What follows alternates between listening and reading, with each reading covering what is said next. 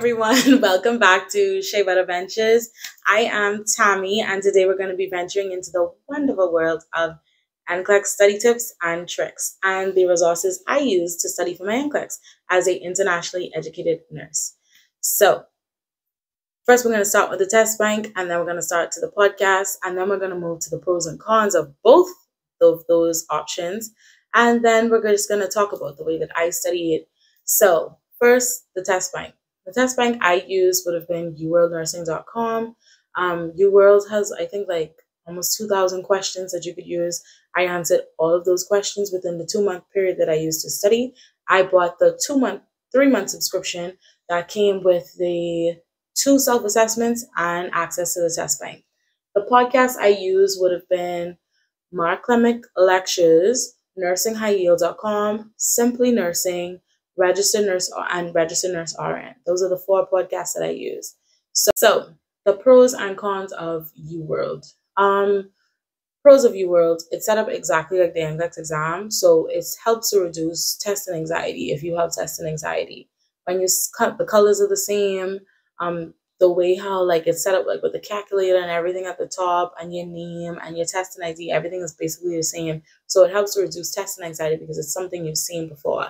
The rationales are amazing. Even if you get a question wrong, by the time you read the rationale for each and every option, it really helps to paint a better picture of where you went wrong and how you could do better, because they have a rationale for every response, not just the correct response. Especially like when certain things are like so close together, it's like, oh, you tell me why this one is the right answer, but why was this one wrong? So it helps to explain certain stuff like that. Cons of UWorld. UWorld is very expensive. I spent $200 for that subscription, and like I said, that was $200 just for 3 months. So if you can't afford UWorld, I know a lot of people use Archer and Kaplan, I hope I said that right, and NCLEX Mastery. A lot of the pros that I heard about with Archer is that it has the exact same phrasing of the NCLEX. Like, I'll just put this little tidbit in here. The NCLEX is very vague. Like, the questions are very vague, and UWorld sort of gives you more information in the body of the question than NCLEX gives you in the body of the question. So with Archer, I've heard that the way how Archer barely gives you any information in a question is exactly how it was in NCLEX. And that is one of my complaints with UWorld. They gave me so much information in the body of the question, and when I went into NCLEX and I did not see that same information, it sort of threw me for a loop. Moving on. So the podcast I use would be Simply Nursing. Simply Nursing has a lot of YouTube videos, and I just converted those to MP3 and I put it on my phone. Same thing for Nursing High Yield. Mark Clemic is on Spotify, but I also converted the Registered Nurse RN videos from YouTube videos to MP3. So how you do that, I would put a link in the description box below. It's just like a website that you take the YouTube video, copy the link, put it in the website, and then it allows you to download the video as purely MP3, which means it's only audio. So that you could plug it into your car and you could listen to it on your drive to work or on your drive to anywhere. And that's what I did. So my drive to work would be, I want to say like 35 to 40 minutes when it's like traffic. So I would listen to podcasts on like long drives like that. And that would help me to retain information because I listened to it every single day. The way how I studied was Monday through Saturday, I would have to study. But Monday through Friday, I was extremely strict with studying. I would have to study at least for 2 hours, and I would do that in 20-minute study periods and 5-minute breaks. So it would be 4 20-minute study period, and in between those would be 5-minute breaks. And I would usually use that time that I use to watch the videos on YouTube or to do a test bank.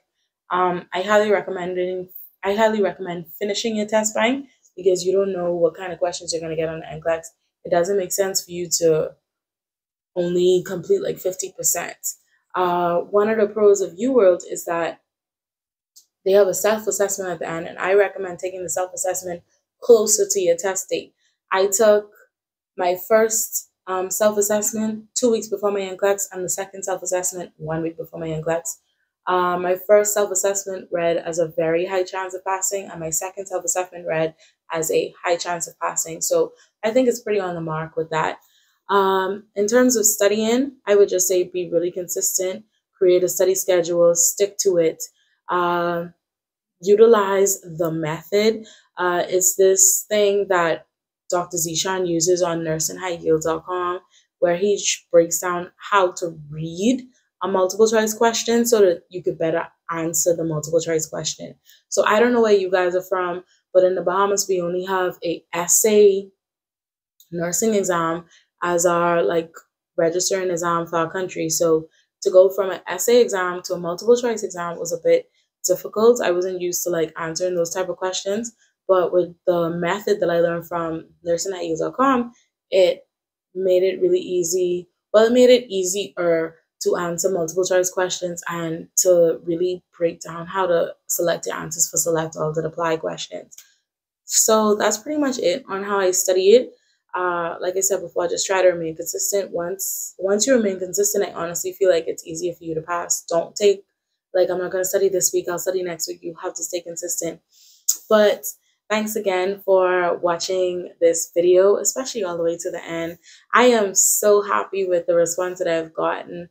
You know, a little goes a long way, and I have people messaging me on Instagram, and you can message me on Instagram too. So I'm on Instagram at ShayButtAdventures and on TikTok at ShayButtAdventures25. If you have a question that you don't mind other people seeing, you can leave it down in the comment box below. Or like other people who requested this video, you could message it to me and I'll be happy to make this video or any other video like it for you. So once again, thanks for watching, and this is Shay Butt Adventures. Happy venturing!